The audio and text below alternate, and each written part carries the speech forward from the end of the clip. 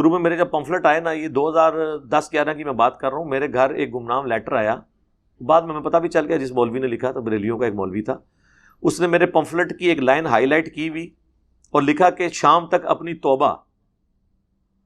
جو ہے نا وہ شہر کے فلاں چوک میں لٹکاؤ، ورنہ میں ممتاز قادری کے مشن کو آگے لے کے چلوں گا۔ تو یہ ممتاز قادری کا جو واقعہ ہے نا، اس کے بعد کی کوئی بات ہے، پتہ نہیں اب 2011-12 جب کی بھی۔ اور وہ جو جملہ ہائی لائٹ ہوا تھا نا، وہ پتہ کیا تھا؟ وہ صحیح بخاری کی حدیث تھی جو ہائی لائٹ ہوئی تھی، اور وہ یہ سمجھ رہا تھا کہ میں نے لکھا ہے، حالانکہ اوپر لکھا تھا صحیح بخاری حدیث نمبر 1010، انا کنا نتوسل الیک بنبینا۔ حضرت عمر کہتے ہیں اے اللہ، پہلے تو ہم تیرے نبی کا وسیلہ تیری بارگاہ میں پیش کرتے تھے، جب تک یعنی وہ دنیا میں موجود تھے ہم ان کی دعا کرواتے تھے آپ کے سامنے، ہم پہ بارش نازل ہوتی تھی، ہم اب تیرے نبی کے چچا کو لے کے آئے ہیں، ان کی دعا کی برکت سے بارش نازل فرما۔ اب انہوں نے جو وسیلے کا کانسیپٹ بنایا وہ اس میں تو یہ فٹ ان نہیں بیٹھتا تھا،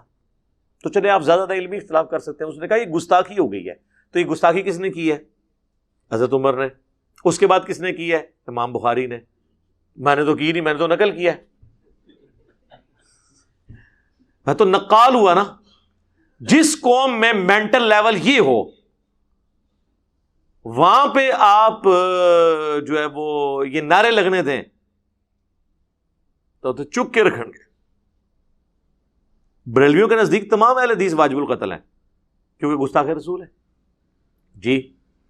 وہ سمجھتے ہیں کہ جو ہماری طرح عقیدہ نہیں رکھتا وہ گستاخ ہے۔ اور اہل حدیث کے نزدیک سب کے سب بریلوی مشرک ہیں، وہ کہتے ہیں جس طرح ہم نے توحید مانی، اگر یہ نہیں مانیں گے تو ہم انہیں مشرک سمجھیں گے۔ تو سرکار یہ چھوڑ دیں،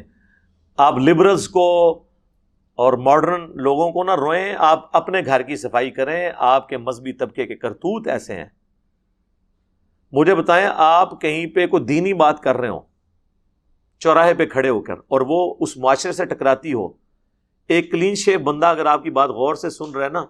اس کے چہرے پہ ناگواری بھی ہے، آپ کو ٹینشن نہیں ہوگی، لیکن اگر وہ کوئی مولوی ہوا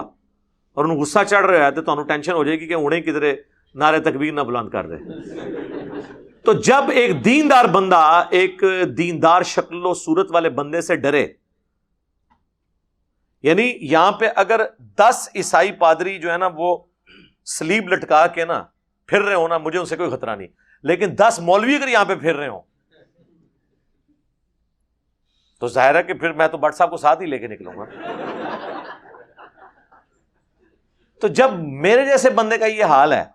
تو ایک بندہ، ایک ماڈرن اگر بندہ کہتا ہے جی میں ڈرا ہوا ہوں ان سے، تو صحیح کہہ رہا ہے بیچارہ، یار کام ہی تسی اتنا بڑا پایا ہے، اور پھر یہ ساری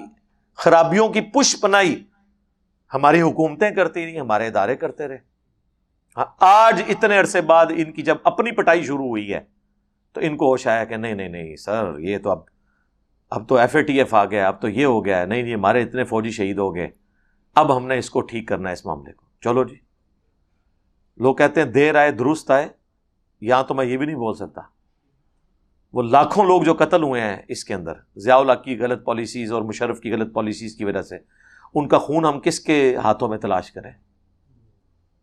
یہ تو قیامت والے دن جب یہ لوگ بھگتیں گے تو پھر آپ دیکھیں گے انشاءاللہ تعالی۔